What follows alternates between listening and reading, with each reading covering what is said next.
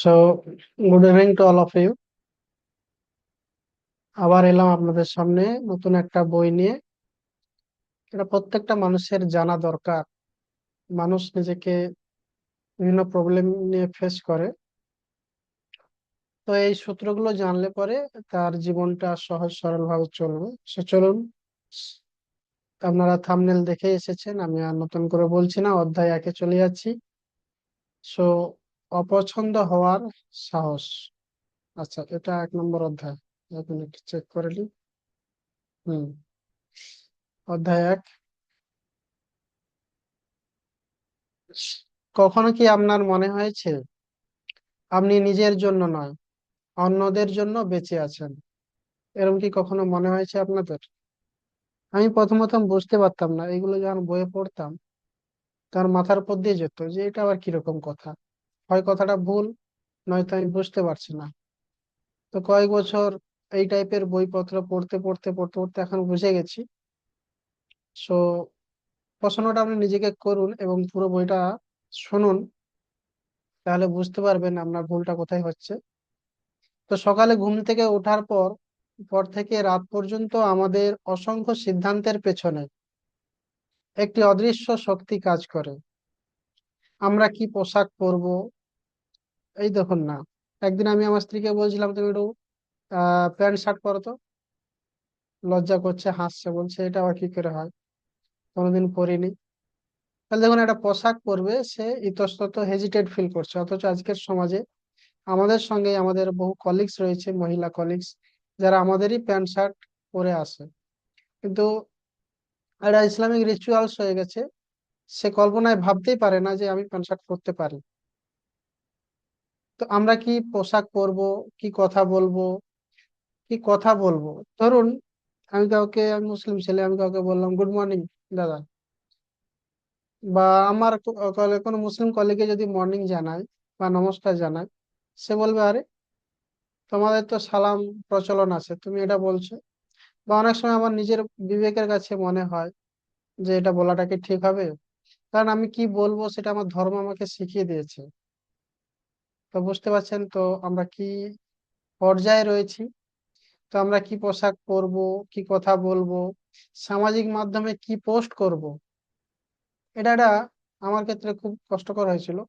যে আমার ছবি সকলে দেখবে, বিশেষ করে আমার আশেপাশের যারা প্রতিবেশীরা রয়েছে, আমি কি বলছি, কেমন বলছি, আমাকে দেখতে কেমন, কি পোশাক পরে আছি, এগুলো দেখে তারা যদি হাসাহাসি করে, তাহলে দেখুন আমি কোনো কিছু আমার নিজের ইচ্ছা, নিজের উম নিজেকে প্রকাশ করার, বহিঃপ্রকাশ করার যে একটা মাধ্যম, সেটা পোশাকের মাধ্যমে, ভিডিওর মাধ্যমে, কথার মাধ্যমে, সমাজের বিভিন্ন অনুষ্ঠানের মাধ্যমে নিজেকে যে আমি প্রকাশ করব স্বাভাবিকভাবে, সেখানে আমি অন্যের জন্য, অন্য কি ভাববে তার জন্য আমি নিজেকে আটকে রেখেছি।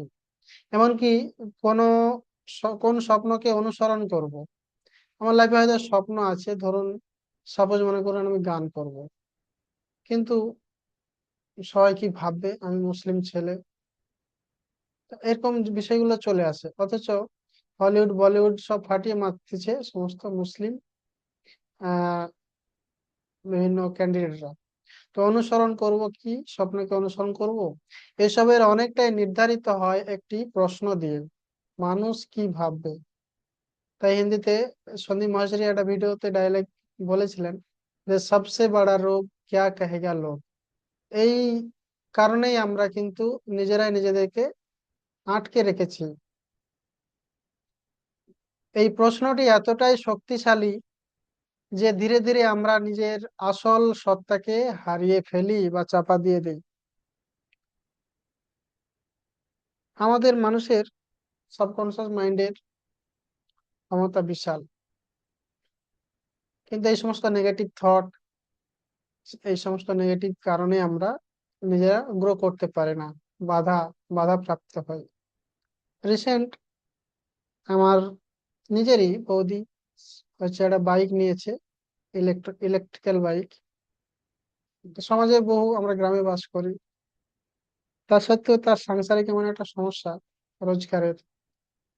তো তাকে বাধ্য কাজে যেতে হবে।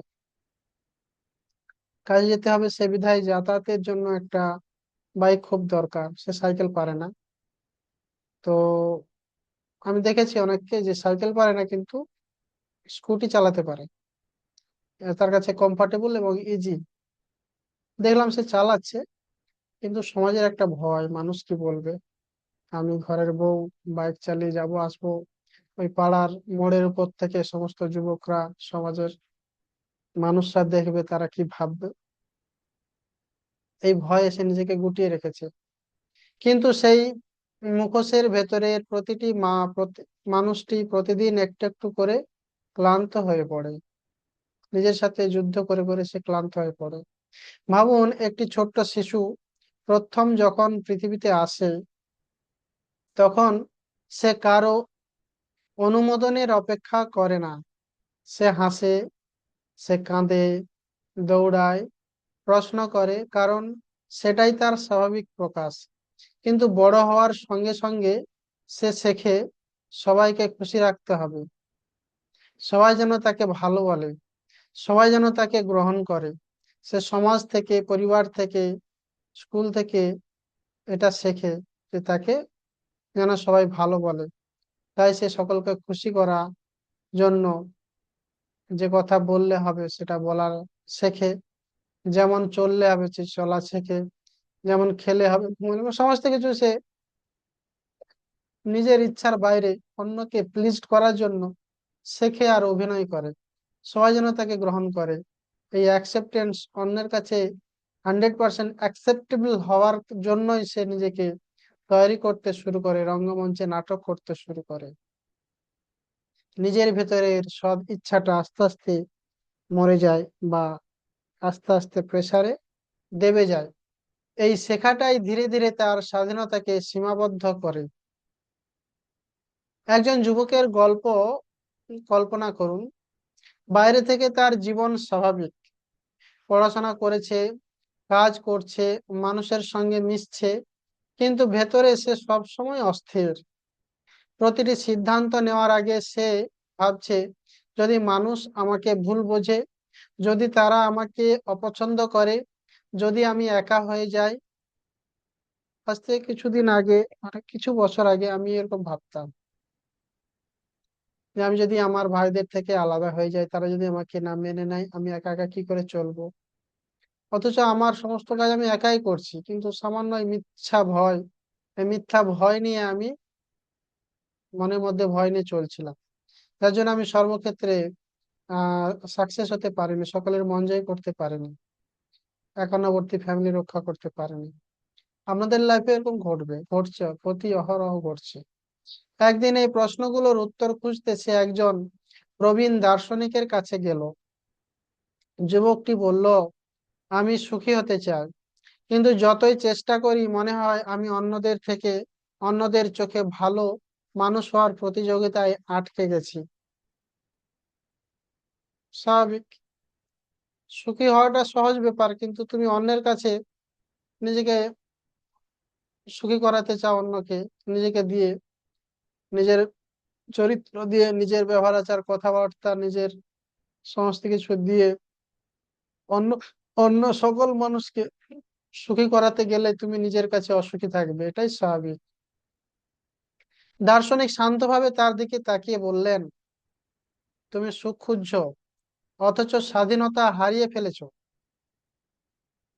একটা জিনিস বুঝুন, যার কাছে স্বাধীনতা নেই, সে অন্যকে কি করে স্বাধীনতা দিতে পারে? স্বাধীনতাই তো সুখ। আমি যদি অন্যের কাছে বন্দি থাকি, একটা পাখিকে আপনি খাঁচার মধ্যে রেখে দেবেন, তাকে তার প্রয়োজনের অতিরিক্ত সমস্ত ভালো ভালো খাবার দিলেন, সবকিছু দিলেন, কিন্তু তার যে স্বাধীন ইচ্ছা আকাশে ঘুরে উড়ে বেড়ানো, গাছে গাছে বসা, উড়ে বেড়ানো, এই তাকে বন্দি করে ফেলেছেন, তাহলে কি তার মনের মধ্যে সুখ থাকবে? তাহলে তার স্বাধীনতাটাই আপনি কেড়ে নিয়েছেন। তাহলে আপনি নিজেই নিজের স্বাধীনতা কেড়ে নিয়েছেন অন্যকে সুখী করার জন্য। তাহলে আপনি অন্যের কাছে, আপনি নিজেও সুখী হতে পারবেন না, আর অন্য কেউ আপনার দ্বারা সুখী হতে পারবে না। ল অফ অ্যাট্রাকশন কি বলছে? আপনার কাছে যেটা আছে আপনি সেটা দিতে পারবেন, এবং সেটাই বেশি অ্যাট্রাক্ট করবেন। আপনি অসুখী, তো আপনি অসুখী এনার্জি অ্যাট্রাক্ট করবেন। তো আপনার কাছে যারা আসবে তারাও অসুখী ফিল করবে। আপনি যদি সুখী ফিল করেন, নিজেকে নিজে সুখী হ্যাপি রাখতে পারেন, তাহলে আপনার কাছে সুখ আছে। আপনার কাছে যদি টাকা থাকে তবেই না আপনি ভিখারিকে 2 টাকা দান করতে পারবেন। তাহলে যে জিনিস আপনার কাছে নেই, আপনার অন্তর জগতে নেই, সেটা অন্যকে দিতে পারবেন না। আপনি ভাবছেন হয়তো আপনি দিচ্ছেন, কিন্তু এটা নাটক চলছে, আপনি বুঝতেই পারেননি যে আপনি হেরে গেছেন। তো যুবকটি অবাক হয়ে গেল। দার্শনিক আবার বললেন, যে মানুষ নিজের মূল্য অন্যের প্রশংসার উপর নির্ভর করায় সে কখনো স্থায়ী সুখ পায় না। কারণ প্রশংসা যেমন আসে তেমনি চলে যায়। কিন্তু যে নিজের বিবেকের কাছে সৎ থাকে তার শান্তি অন্যের হাতে থাকে না। আমার লাইফের স্টিয়ারিং যদি অন্যের হাতে থাকে, আমি কখনোই আমার গন্তব্যস্থলে, মানে আমি যে সুখী হতে চাইছি, সেটা আমি পেতে পারবো না, সেই লক্ষ্যে পৌঁছাতে পারবো না। কারণ সে যার হাতে স্টিয়ারিং দিয়েছে সে তো তার মন মতো গাড়ি চালাবে না। তো কথাগুলো সহজ ছিল কিন্তু গভীর। আমাদের জীবনের বড় একটি অংশ কেটে যায় মানুষকে সন্তুষ্ট করতে করতে। একজন গৃহবধূ সংসারে এসে সে কি করে, সংসারের প্রতিটি সদস্যকে সুখী করার চেষ্টা করে। নিজে না খেয়ে অন্যকে খাইয়ে দেয়, অবেলা খায়, কম ঘুমায়, কম কথা বলে, প্রয়োজনের বেশি কথা বলে না, পাছে কেউ খারাপ ভাবে। একটা সময় দেখা যায় সে সকলের কাছে খারাপ হয়ে যায়। একটা সময় দেখা যায় সে তার পরিবার থেকে ডিট্যাচ হয়ে গেছে, ডিভোর্স হয়ে যাওয়ার সম্ভাবনায় সে পৌঁছে গেছে। হয়, অহরহ চলছে রিলেশনশিপ ইস্যু। কারণ একটা ভুল করছে, সে নিজেকে সুখী করছে না। নিজের ইনার চাইল্ড, নিজের বিবেক, নিজের ভেতরের মাইন্ড, সাবকনসিয়াস মাইন্ড কি চাইছে সেটা সে ফিল করতে পারছে, কিন্তু সে তাকে কি করছে, সে খাবার দিচ্ছে না। তার চাহিদা মতো, তার পছন্দ মতো সেই জিনিসটা তাকে দিচ্ছে না, তাকে তিলে তিলে অভুক্ত রাখতেছে। ফলে সে অসুখ